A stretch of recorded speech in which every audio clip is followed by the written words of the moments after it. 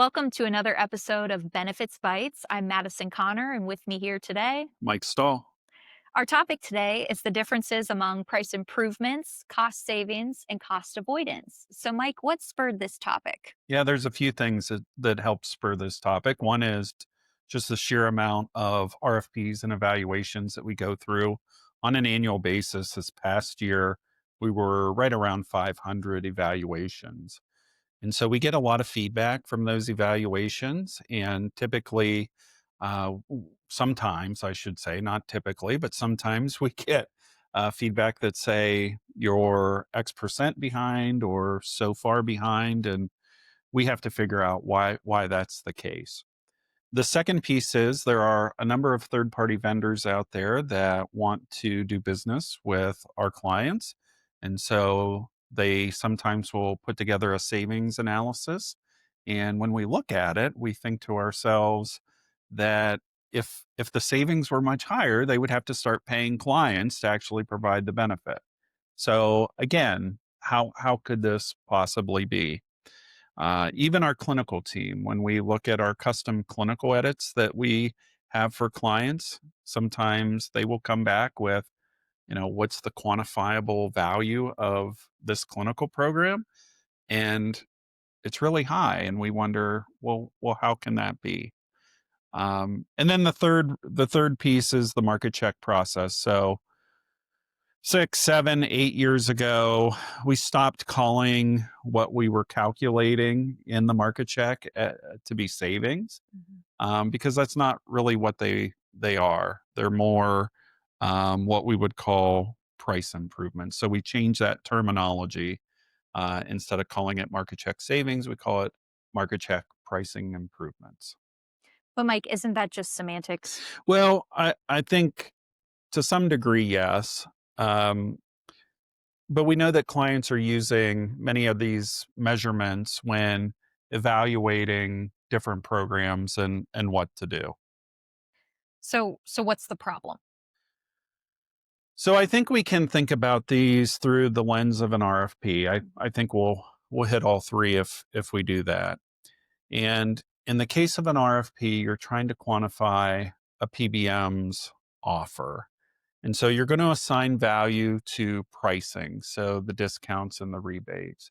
You're going to assign value to the clinical programs that the PBM has. You're going to assign value to the formulary that a PBM has. Do you give credit for preferring biosimilars or lower priced drugs over higher priced drugs? Typically, for pricing, you're going to use historical claims data. So, if we were running a if we were running a bid here in 2025, we would use 2024 claims data, and we would evaluate 2026 pricing and discounts and apply those to that historical claims file. But we know that we probably need to adjust those claims so that they're reflective of what they're going to be in 2026. So, what are the things that you would adjust? You would adjust the prices of drugs. So, we would expect some level of inflation, particularly for brand name drugs. We would expect some drugs to have gone generic. We would have expected potentially some biosimilars to launch. So there's all kinds of things that will impact the prices or the baseline as we move forward into 2026. Heck, you may put a plan design in place that's going to affect utilization, and so you would want to make sure that you account for that. If you don't make any assumptions and you just take your future pricing and apply it to your historical claim set, then certainly what you're showing is going to be pricing improvements versus savings that probably aren't going to materialize. And that's an age old trick in the industry. Take take future pricing, apply it to old claims and old pricing, and show the difference as savings. And again, that rarely materializes.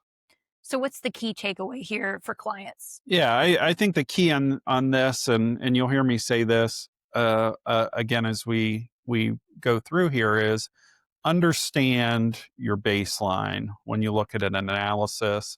Understand the assumptions that were either made or not made, and make sure that you ask questions. So, then what about the difference between cost savings versus cost avoidance? Yeah, so I think of cost savings as you have an expense on your plan, you've put this program in place, and you've saved X dollars. So existing cost, here's the intervention, price comes down or cost comes down, that's savings.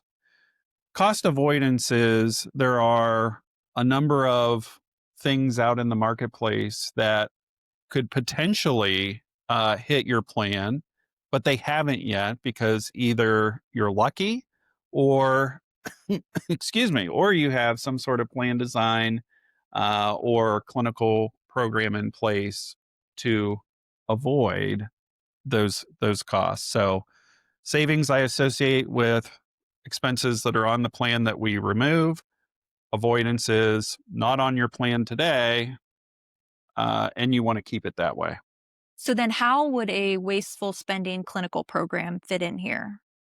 Yeah, that's probably the best example that we have between the two. So, if you put a wasteful drug clinical program in place, so we're thinking about high price, low value drugs that don't need to be covered by the plan. If they're currently on your plan, you put this program in place, you remove those costs. I consider that savings. If you again are lucky and don't have a lot of utilization of these low value, high price drugs, you put this plan. You still want to put this plan in place because it's going to avoid those that utilization from ever hitting your plan. And I mean, really, that's what we're hoping for is that we can be proactive and get put these plans in place in order to avoid cost avoidance, avoid plans from hitting in the future. So, then what happens if you have a clinical program in place, then a third party comes in, looks at your data, quotes savings associated with the program that does the same thing as the one that you already have? Yeah, we would call that double counting, and you want to try to avoid that, or else your budgets are going to be all screwed up. And so, again, I think clients need to be aware of what they have in place today and how well it's working. And for example, you might have a GLP-1 program in place today, meaning a prior authorization for a GLP-1 that targets everyone, with a BMI under 30. And so you have another vendor comes along, they look at your drug spend, they see a bunch of GLP-1 claims, and they assume, well, if I put my program in place, my PA with the same exact criteria, I'm going to save save this client money. And we know that's just not the case because unless your criteria is more stringent, you as the client have already knocked that utilization out of your mix. So it's not in your baseline. You can't count it twice. So let's wrap this up. These are benefits bites, Mike. Can you give us 2 to 3 takeaways to send it home? So I think the first one is really understanding what you're looking at and why you're looking at it. So are you trying to compare PBMs through an RFP process? Are you trying to evaluate a program that you have in place today? Are you trying to evaluate maybe a program that you want to put in for the future?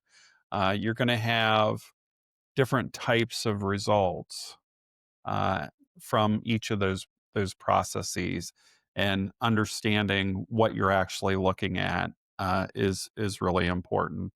And then also know the context. So know what you have in place today, know how it's working, and that way, when you look at a claim of savings, Is this something that I'm already experiencing in my plan today? Are these truly ways to lower my price where I can take my budget for the future and actually lower it? Or is it cost avoidance? So just making sure that things don't hit my plan in the future. So I guess the final question that comes to mind, different PBMs in the marketplace are adopting a per member per month model. Does this solve the problem? It would be nice if they did. I think without caveats, without caps on the reconciliation, without exclusions, certainly they could get there. I think a lot of people would consider those insured products, and certainly that's not exactly what we're seeing out in the marketplace. We actually in our latest episode of HR Benecast, when we talked with Med Impact, we talk about its PMPM model, and so I think there's some good discussion in there. I mean, at the end of the day, I think there's value in those types of guarantees, but they're not the cure all that maybe some marketing makes them out to be. Well, thank you so much for sharing your insights with us today, Mike. And thanks to our audience for tuning in. We'll see you next time.